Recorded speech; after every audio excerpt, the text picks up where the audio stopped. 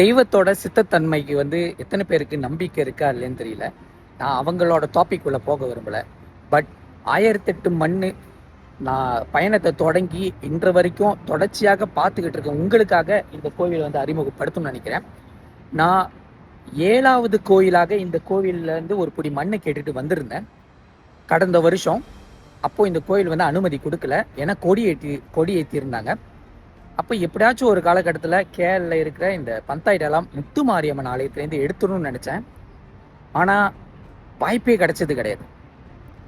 நேற்று ஒரு இன்சிடென்ட், மாரி 18 தொடங்கும் போது பஹாங்கில் இருக்கிற அந்த 1/3ன்னு சொல்லிட்டு ஒரு கோவில் இருக்கும்ல, அந்த கோயில் மண்ணு தான் நம்ம ரிட்டர்ன் பண்ணியிருந்தோம்ல, தண்டு மாரியம்மன் கோயில். அந்த கோயிலோட மண்ணை ரீப்ளேஸ்மெண்ட் பண்ணி ஆகணும்னு ஒரு நிபந்தனை. ஏன்னா அப்போ தான் ஃபுல்ஃபில் பண்ணோம்.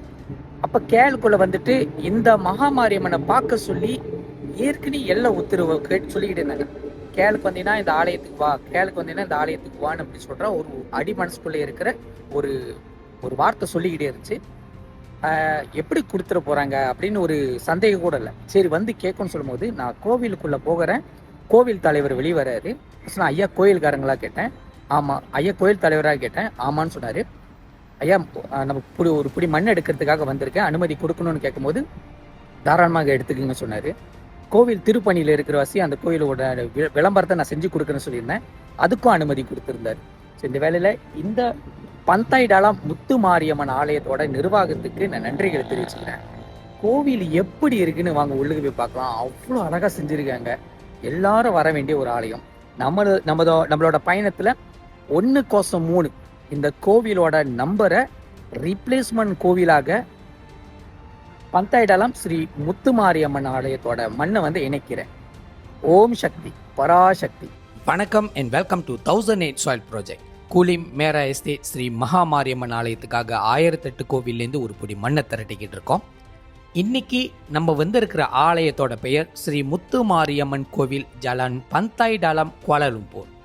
ஏன் இந்த ஆலயத்துக்குள்ளே வந்திருக்குன்னு கேட்டுமா, நான் 1008 சாயில் ப்ராஜெக்ட் தொடங்கும் போது 6வது கோவில் பச்சையம்மன் கோயில் எடுத்துகிட்டு 7வது கோயில் நான் கேளுக்கு வந்துட்ட பிறகு இந்த அம்பாள் ஆலயத்துக்கு தான் வந்திருந்தேன். அப்போது கொடி ஏற்றிருந்தாங்க, மண்ணு கொடுக்க மாட்டேன்னு சொல்லியிருந்தாங்க. இந்த ஒரு நிகழ்வு நடந்தது கடந்த வருஷம் ஜூலை மாதம். ஸோ அதுக்கப்புறம் மண் எடுக்கிறதுக்கு வாய்ப்பே கிடைக்கல. பல தடவை கேளுக்கு வந்திருந்தேன், ஸ்லாங்கூருக்கு வந்திருந்தேன், அப்பயும் மண் எடுக்க வாய்ப்பே கிடைக்கல. பட் இந்த எல்லையிலேருந்து மண் எடுக்க சொல்லி அவ்வப்பொழுது தகவல் கொடுத்துருந்தாங்க.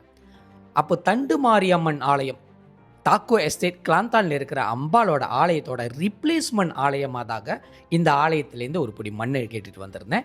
தலைவரும் அனுமதி கொடுத்துருந்தாரு. அது கேட்கும் போது மனசுக்கு ரொம்ப நிறைவாக இருந்துச்சு. நான் அப்போது வரும்போது இந்த ஆலயம் இன்னும் பெயிண்டிங்கோட அழகாக இருந்துச்சு. பட் திருப்பணிகள், அதாவது விமான திருப்பணி சொல்லுவாங்க, அதாவது அம்பாலை பாலஸ்தாபனம் பண்ணாமலே அதாவது கோபுரத்தில் இருக்கிற திருப்பணிகள் வேலைகள், ஒழுவுற வேலைகள், சிம்பிளான சின்ன சின்ன வேலைகள் செஞ்சுட்டு ரீபெயிண்டிங் பண்ணுற வேலைகளில் தான் இந்த ஆலயத்தில் நடந்துக்கிட்டு இருக்கு. உங்களால் முடிஞ்ச அளவுக்கு கான்ட்ரிபியூஷன் நீங்கள் தரலாம். அம்பாளை பாருங்களேன், அவ்வளோ அழகாக அவ்வளோ விசேஷமாக இருக்காங்க. இந்த கோவிலில் பல தெய்வங்கள் சுற்றி இருக்காங்க. காளியம்மன் இருக்காங்க, முன்னீஸ்வரர் இருக்கார், சிவலிங்க வழிபாடு இருக்குது, ஆஞ்சநேயர் இருக்கார். அது மட்டும் இல்லை, வராகி அம்பாளோட வழிபாடு கூட இருக்குது. இந்த இடத்துல என்ன விசேஷம் பார்த்தீங்கன்னா, ஒரு அதாவது நதி பக்கத்திலே தான் இந்த ஆலயத்தை அமைச்சிருக்காங்க. இந்த நதிக்கும் அக்கறைக்கும் கனெக்ஷன் பண்ணுற மாரி ஒரு பாலமும் இருக்குது. நீங்கள் பக்கிங் பண்ணுறதா இருந்தாலே அந்த பங்குனான் சைடில் தான் நம்ம பக்கிங் பண்ண முடியும். பட் இந்த ஆலயத்துக்கு வரும்போது எனக்கு கிடைச்ச அந்த கூஸ்பாம், அந்த வைப்ரேஷன் சொல்ல வார்த்தையே இல்லை. மனசுக்கு அவ்வளோ நிறைவாக இருந்துச்சு.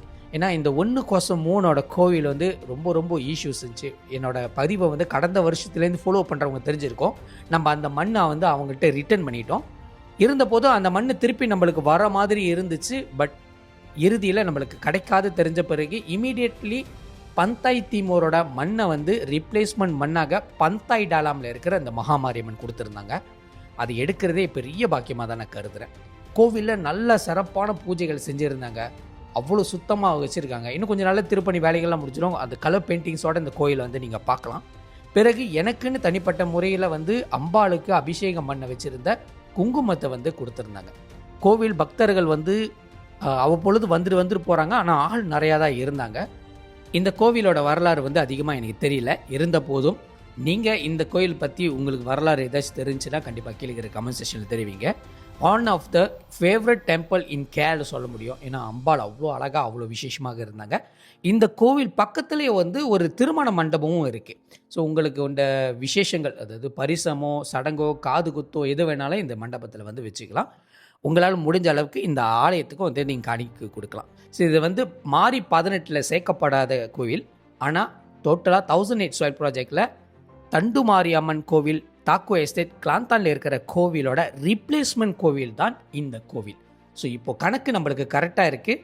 அடுத்து மாரி 18 நம்ம பார்க்க போகிறோம். தொடர்ச்சியாக என் கூட ஃபாலோ பண்ணுறவங்களுக்கு நன்றி. முருகன் துணை, அம்பாள் துணை.